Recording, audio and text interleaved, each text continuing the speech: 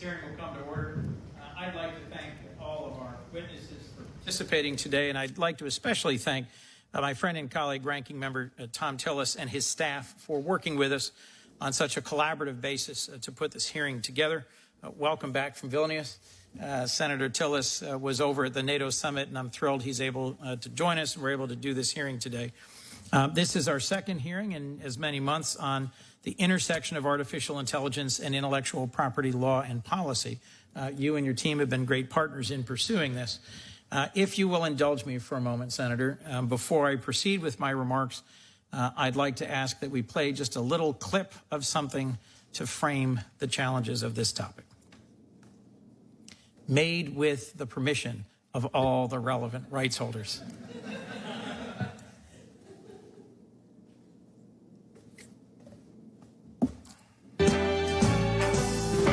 Start spreading the news. AI's got something to say.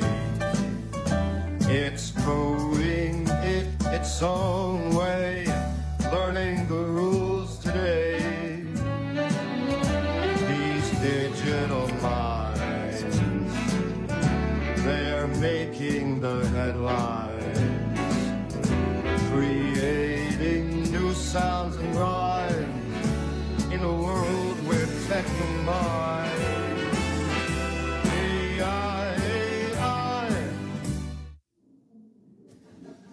Thank you for your forbearance. Yes, a round of applause is certainly welcome.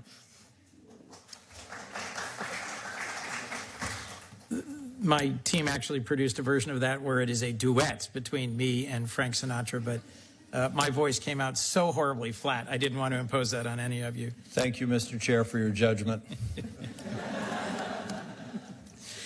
Creating the song AI to the tune of New York, New York was great fun, and I appreciate my team that worked so hard on pulling that off. But the very existence of it highlights a couple of the core questions around copyright raised by generative artificial intelligence. ChatGPT wrote the lyrics following the style of New York, New York, although perhaps not quite as moving and inspiring as the original words to any but IP enthusiasts.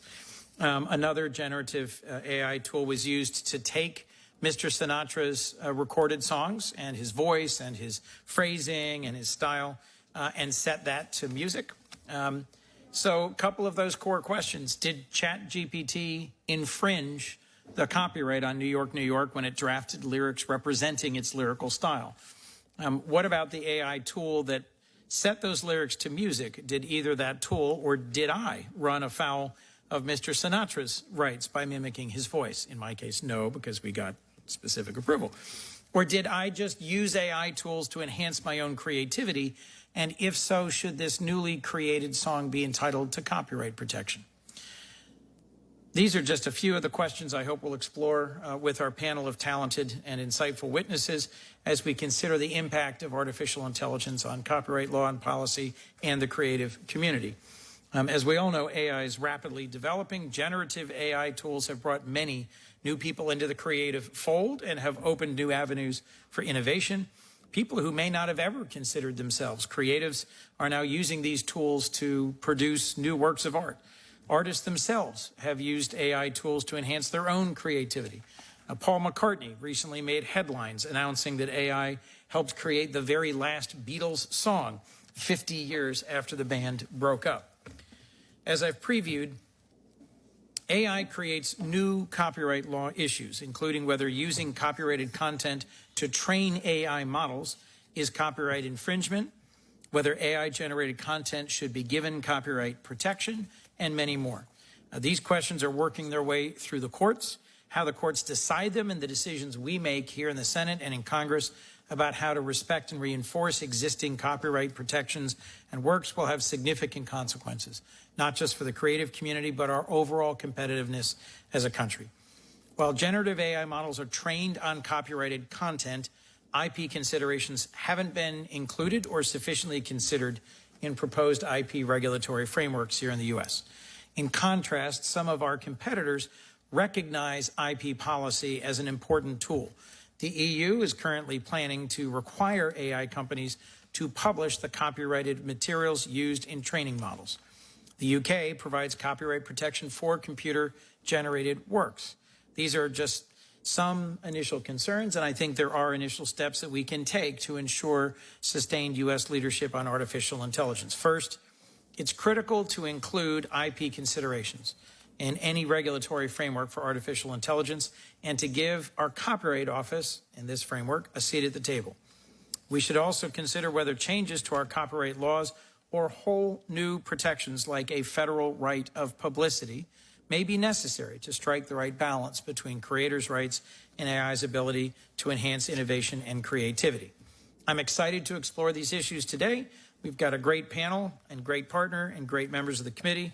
With Senator Tillis's cooperation, we've assembled this wonderful panel. I'll introduce them shortly, but first I'll turn it over to my ranking member, Senator Thom Tillis.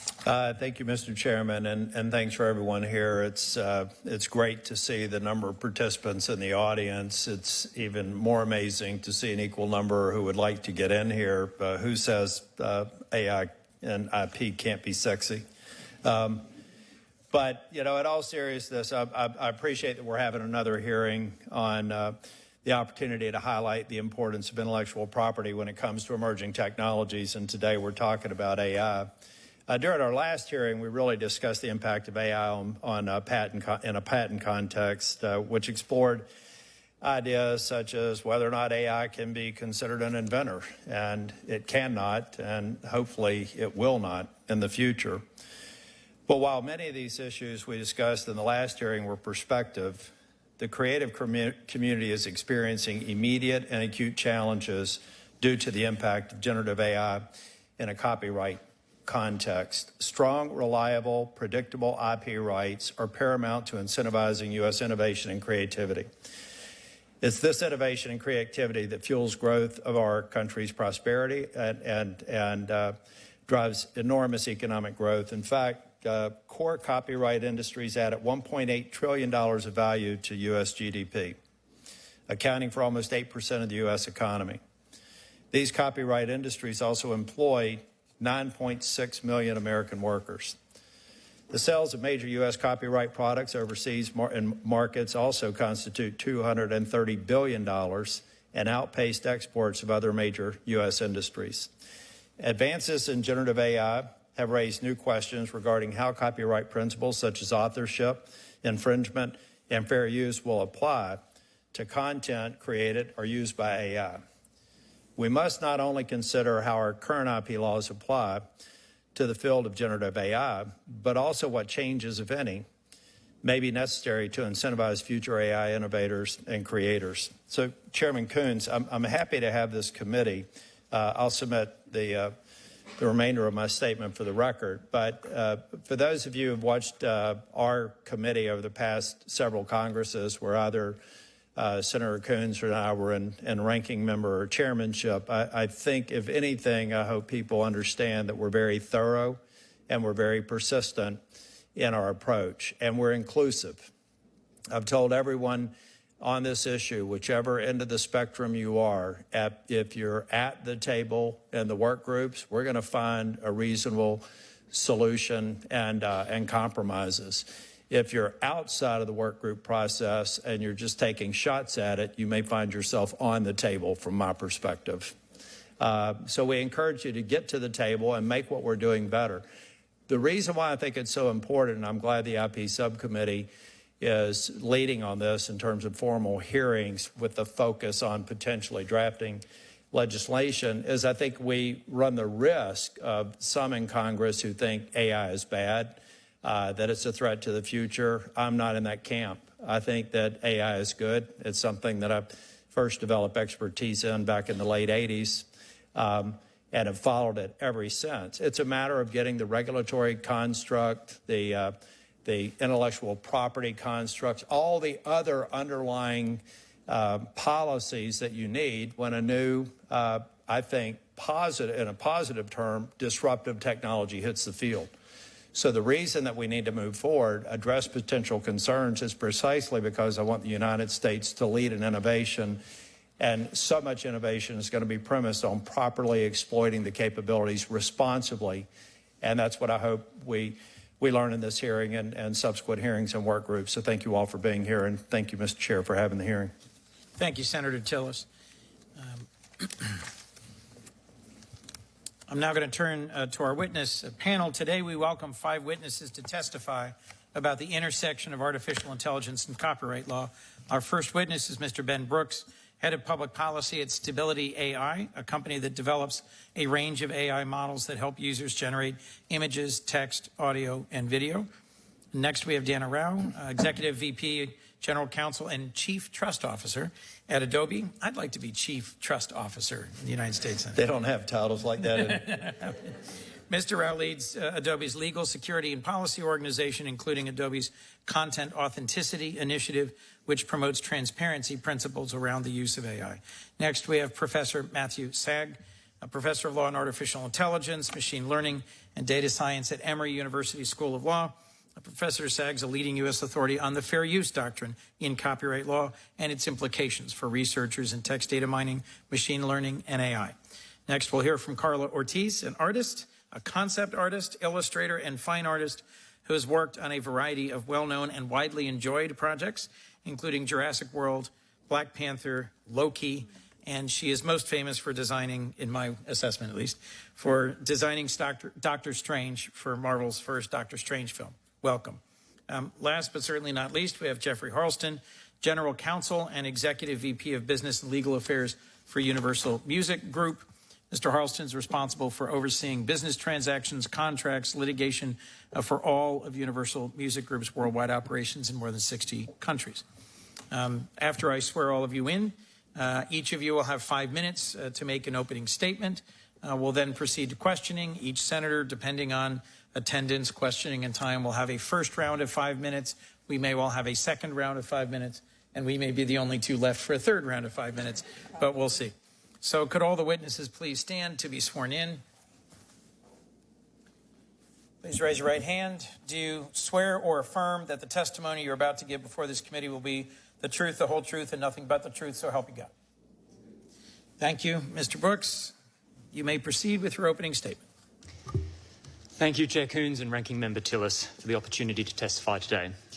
AI can help to unlock creativity, drive innovation, and open up new opportunities for creators and entrepreneurs across the United States. As with any groundbreaking technology, AI raises important questions, and we recognize the depth of concern among creators.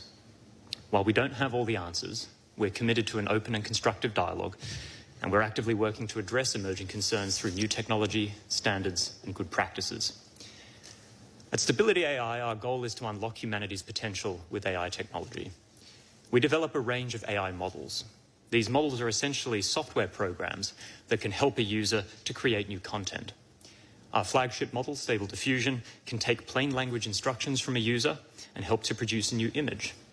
We're also working on research for safe language models that can help to produce new passages of text or software code.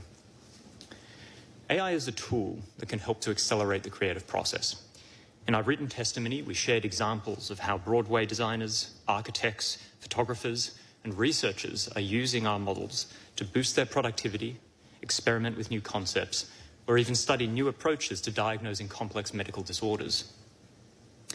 We are committed to releasing our models openly with appropriate safeguards. That means we share the underlying software as a public resource. Creators, entrepreneurs, and researchers can customize these models to develop their own AI tools, build their own AI businesses, and find novel applications for AI that best support their work. Importantly, open models are transparent. We can look under the hood to scrutinize the technology for safety, performance, and bias. These AI models study vast amounts of data to understand the subtle relationships between words, ideas, and visual or textual features, much like a person visiting an art gallery or library to learn how to draw or how to write. They learn the irreducible facts and structures that make up our systems of communication. And through this process, they develop an adaptable body of knowledge that they can then apply to help produce new and unseen content. In other words, compositions that did not appear in the training data and may not have appeared anywhere else. These models don't rely on a single work in their training data, nor do they store that training data. But instead, they learn by observing recurring patterns over billions of images and trillions of words of text. We believe that developing these models is an acceptable and socially beneficial use of existing content that is permitted by fair use and helps to promote the progress of science and useful arts. Fair use and a culture of open learning is essential to recent developments in AI. It is essential to help make AI useful, safe, unbiased. And it is doubtful that these groundbreaking technologies would be possible without it. The US has established global leadership in AI thanks, in part, to an adaptable and principles-based fair use doctrine that balances creative rights with open innovation. We acknowledge emerging concerns. These are early days and we don't have all the answers, but we're actively working to address these concerns, as I say, through technology, standards, and good practices. First, we have committed to voluntary opt-outs so that creators can choose if they don't want their online work to be used for AI training. We've received opt-out requests for over 160 million images to date, and we're incorporating these into upcoming training. We're helping to develop digital opt-out labels as well that follow the content wherever it goes on the internet. Second, we're implementing features to help users and tech platforms identify AI content. Images generated through our platform can be digitally stamped with metadata and watermarks to indicate if the content was generated with AI. These signals can help ensure that users exercise appropriate care when interacting with AI content and help tech platforms distinguish AI content before amplifying it online. We welcome Adobe's leadership in driving the development of some of these open standards. Third, we've developed layers of mitigations to make it easier to do the right thing with AI and harder to do the wrong thing. Today, we filter data sets for unsafe content. We test and evaluate our models before release. We apply ethical use licenses, disclose known risks, filter content generated through our computing services, and implement new techniques to mitigate bias. As we integrate AI into the digital economy, we believe the community will continue to value human-generated art and perhaps value it at a premium. Smartphones didn't destroy photography, and word processors didn't diminish literature, despite radically transforming the economics of creation. Instead, they gave rise to new demand for services, new markets for content, and new creators. We expect the same will be true of AI, and we welcome an ongoing dialogue with the creative community about the fair deployment of these technologies. Thank you for the opportunity to testify, and we welcome your questions. Thank you, Mr. Brooks. Mr. Rao. Chair Coons, Ranking Member Tillis, and members of the committee, thank you for the opportunity to testify here today. My name is Dana Rao, and I'm General Counsel and, as Senator Coons noted, Chief Trust Officer at Adobe. I'm happy to provide you with the secret certificate you need to get that title if you'd like after the hearing, sure. Since our founding in 1982, Adobe has pioneered transformative technologies in all types of digital creation, from digital documents like PDF to image editing with Photoshop. Our products allow our customers, who range from aspiring artists to wartime photojournalists to advertisers and more, to unleash their creativity, perfect their craft, and power their businesses in a digital world. AI is the latest disruptive technology we've been incorporating into our tools to help creators realize their potential. You've all seen the magic of text-to-image generative AI. Type in the prompt, "cat driving a 1950 sports car through the desert," and in seconds, you'll see multiple variations of a cat on a retro road trip appear before your eyes. We've launched generative AI in our own tools, Adobe Firefly, and it's proved to be wildly popular with our creative professionals and consumers alike. In my written testimony, I explore a comprehensive framework for responsible AI development. That includes addressing misinformation, harmful bias, creator rights, and intellectual property.